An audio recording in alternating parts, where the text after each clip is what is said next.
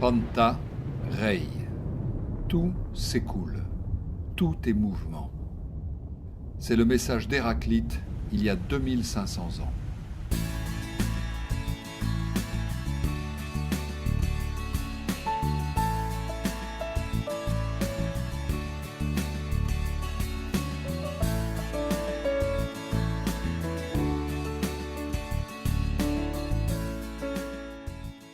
L'air qui m'entoure contient un grand nombre de molécules qui s'entrechoquent sans cesse comme des billes de billard.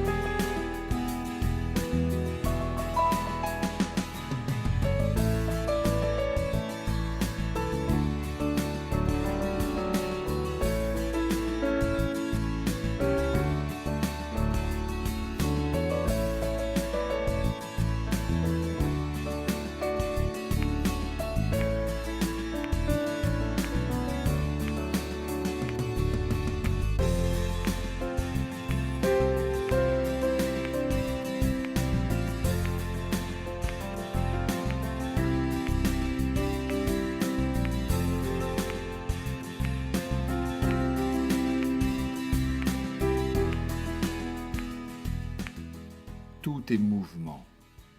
Même mon rocking chair est emporté par la terre dans sa course folle. Pendant longtemps, les hommes ont observé ces mouvements et peu à peu, ils ont cherché à les prévoir. D'abord les astrologues, puis les scientifiques, et en particulier les mathématiciens. D'ailleurs, beaucoup de mathématiciens ont fabriqué des horoscopes. Prévoir le mouvement des astres et en déduire le futur. Un vieux rêve.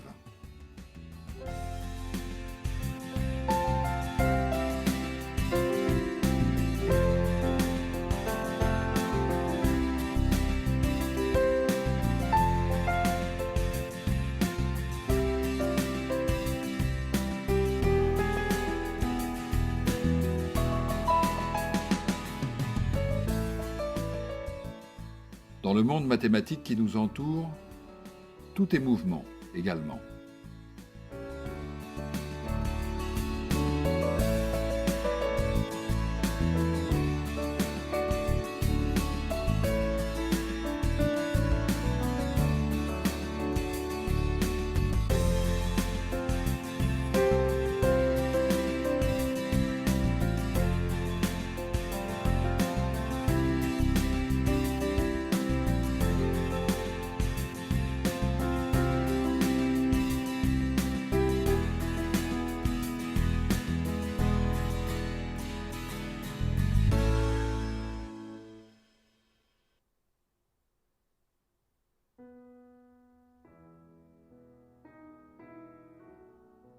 Regardez cette bille qui roule. Stop. Pouvez-vous deviner où elle sera dans 2 secondes? Bien sûr, elle continue tout droit, comme ceci. C'était une prédiction facile.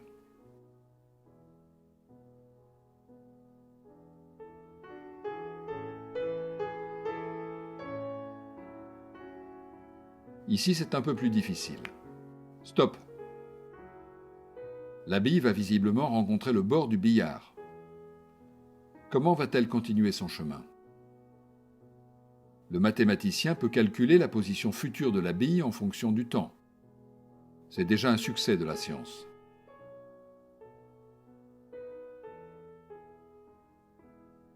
On peut même calculer ce qui se passe quand 2 billes rentrent en collision.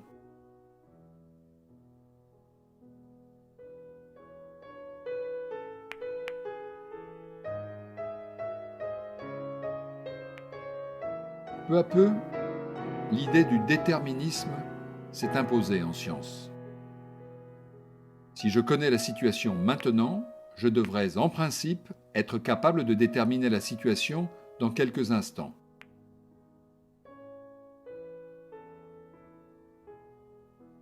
Comme ici par exemple. Quelle sera la trajectoire de la bille blanche? Au billard, le joueur doit toucher les 2 billes avec sa propre bille.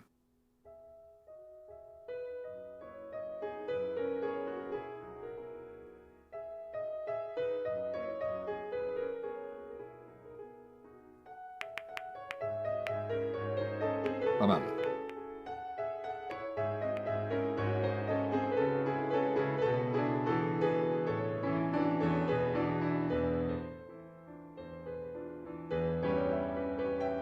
Et ici, que va-t-il se passer? Pas mal non plus.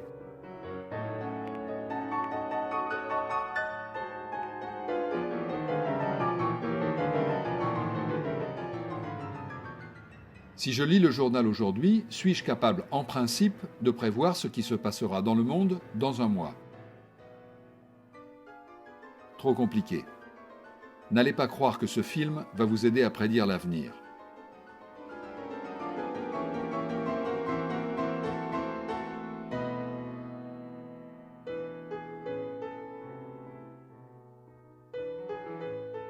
Revenons à notre table de billard, mais déposons 50 billes. Imaginons un billard parfait, sur lequel les billes roulent sans frottement. Quand la queue de billard frappe la bille blanche, le mouvement est compliqué. Peut-on prévoir ce mouvement? Bien sûr que oui, puisque l'ordinateur qui a calculé ces images a pu le faire. Mais il a fait beaucoup de calculs. On le voit, les billes suivent des trajectoires rectilignes et elles rebondissent les unes sur les autres. Ces chocs sont fréquents, mais si on prend son temps, ou si on calcule très vite, on peut prévoir la trajectoire pas à pas, choc après choc. L'ordinateur pourrait facilement calculer la position de la bille blanche dans 1 heure, par exemple. Mais le calcul que cela représenterait dépasse de loin les capacités d'un être humain. Les prévisions en principe, peut-être, mais en pratique.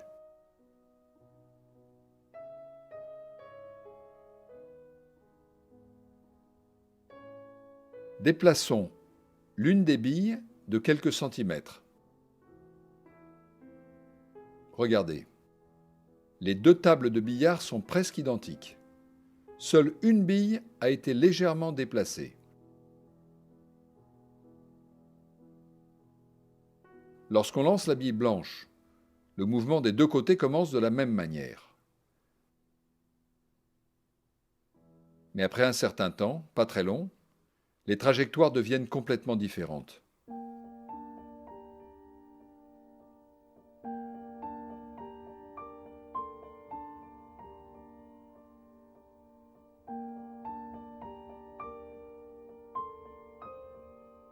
Si je veux prévoir la trajectoire future de la bille blanche, je peux le faire. Mais il me faudra connaître en détail la position de toutes les billes sur la table. Et il y en a beaucoup. Une petite incertitude sur une bille brisera tout espoir de déterminer le futur.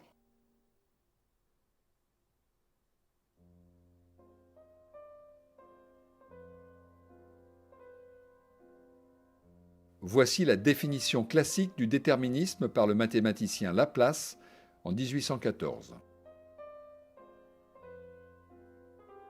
Nous devons envisager l'état présent de l'univers comme l'effet de son état antérieur et comme la cause de ce qui va suivre. Une intelligence qui, pour un instant donné, connaîtrait toutes les forces dont la nature est animée et la situation respective des êtres qui la composent, si d'ailleurs elle était assez vaste pour soumettre ces données à l'analyse, embrasserait dans la même formule les mouvements des plus grands corps de l'univers et ceux du plus léger atome. Rien ne serait incertain pour elle, et l'avenir, comme le passé, serait présent à ses yeux.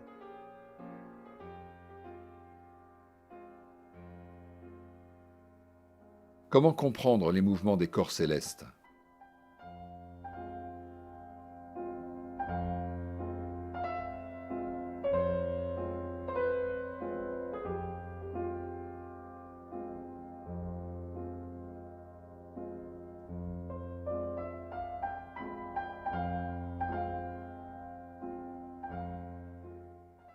Regardez une simulation par ordinateur d'un système solaire fictif avec 2 soleils et une planète.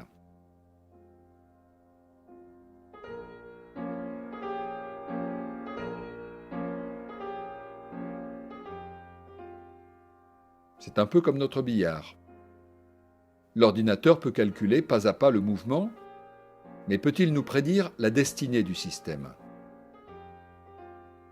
La petite planète risque-t-elle un jour d'entrer en collision avec un soleil ?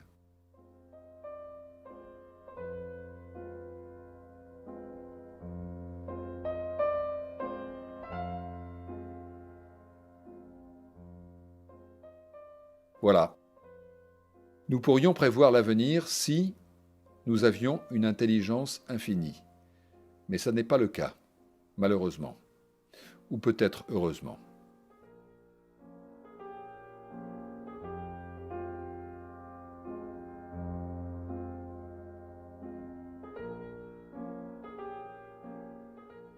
Mais alors, que peut faire le scientifique s'il ne peut pas prévoir ? Eh bien, s'il consent à être moins ambitieux et plus modeste, il peut quand même faire quelques prévisions bien utiles. Il faut pour cela revoir notre point de vue sur le déterminisme. On ne cherchera plus à prévoir la position future d'une bille au milieu d'un nuage d'autres billes, mais on cherchera plutôt une probabilité.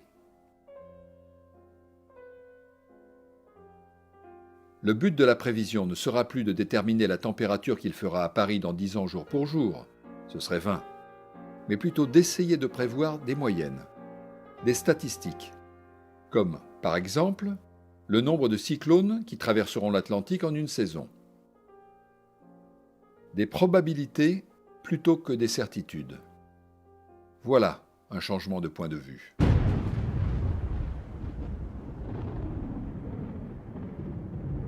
Entre la théorie et la pratique, il y a tout un monde.